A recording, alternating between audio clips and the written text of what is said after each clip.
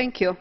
Dear Commissioner, Mr. Moreira, colleagues, the Eastern Partnership Vilnius Summit represents a historical opportunity not to be missed for the new Union. The EU may sign an association agreement, including a deep and comprehensive free trade area, DCFTA, with Ukraine. Such agreement may entail large economic and commercial benefits for this country and tie its laws and standards to our single market. To capitalize on these gains, Ukraine must do two things. First, it must run the last mile in fulfilling the political requirements set by the EU, enabling the EU to prepare the implementation of the DCFTA together with our Ukrainian friends. Second, it must prepare the economic ground which would allow the DCFTA to bring the expected results. In particular, Ukraine should still improve its business climate, fight corruption, and work together with the EU on fixing the bilateral trade irritants. While I am supportive of the Ukrainian willingness to sign and implement the DCFTA, I worry that not all efforts are being done to actually turn the country towards a more business-friendly environment and towards resolving serious commercial issues, such as the recently introduced car recycling fee, the delays in VAT reimbursements, etc. Secondly, the demand of Ukraine to renegotiate its tariffs at the WTO over more than 300 tariff lines, just when it is about to sign and implement a DCFTA, which would slash bilateral tariffs, also raises concern.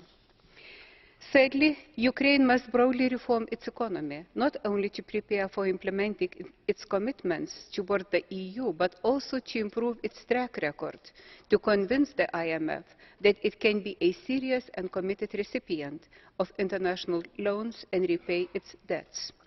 This raises concerns, and I know that Commissioner De Gucht went to Ukraine a fortnight ago, and that he has regular contacts with the Ukrainian government. But can the Commission quote at least some signs of progress made by Ukraine towards meeting our expectations for the economic reforms? So I ask the Commission, how can Europe and Ukraine effectively work on the future application of the DCFTA when so many bilateral trade irritants remain? On Moldova and Georgia, I urge the Commission to find ways to shield these countries from the Russian pressure. They must be allowed to prepare for the signature and the application of the DCFTAs in the coming years. There again, the case of Ukraine should serve as a lesson that the EU should not stand still and should be proactive. I welcome the Commission proposal to increase our autonomous trade preferences to Moldova by removing EU quotas on their exports of wine. This gesture will go a long way to counter Russian pressures by showing to the people of Moldova that the EU can act swiftly and show solidarity. On Georgia, I remain concerned that the implementation will be complicated by the absence of control of the Georgian government over South Ossetia and Abkhazia. Yet, one should notice that despite the world crisis and the conflicts, Georgia has remained an open trading partner, which can boost a very good economic record over the last years. Encouraging it to continue on this path should be the key to sustain the Vilnius momentum into 2014 until the association agreement encompassing a DCFTA is signed.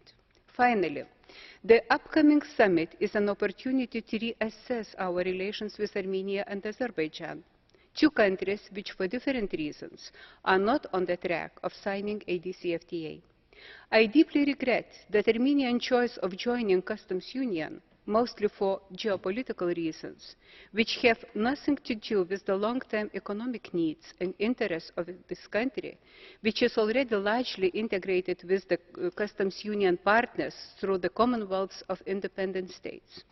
This course of events determines the necessity not to zero, but to redefine and, if possible, keep improving our trade relations with Armenia.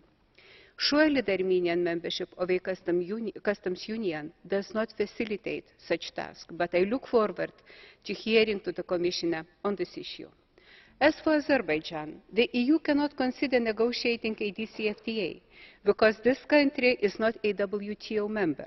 But the Commission should make good use of the opportunity to upgrade the trade and investment-related provisions of the Partnership and Cooperation Agreement, and may explore the venue of sectoral agreements, for example, in the field of trade in energy products. Let us not be dogmatic about the notion of association agreements. After Vilnius, we should consider being innovative in proposing new forms of agreements with these two partners. Finally, regarding Belarus, I look forward to hearing from the Commissioner on the status quo of Belarus' WTO accession perspectives. To conclude, I want this Vilnius summit to be a success, but it can only be successful if we see it not as an end in itself, but as the beginning of the next phase of the Eastern Partnership towards implementing the economic integration with the EU and seeing finally things change on the ground for the benefits of the citizens in our Eastern partner countries. Thank you.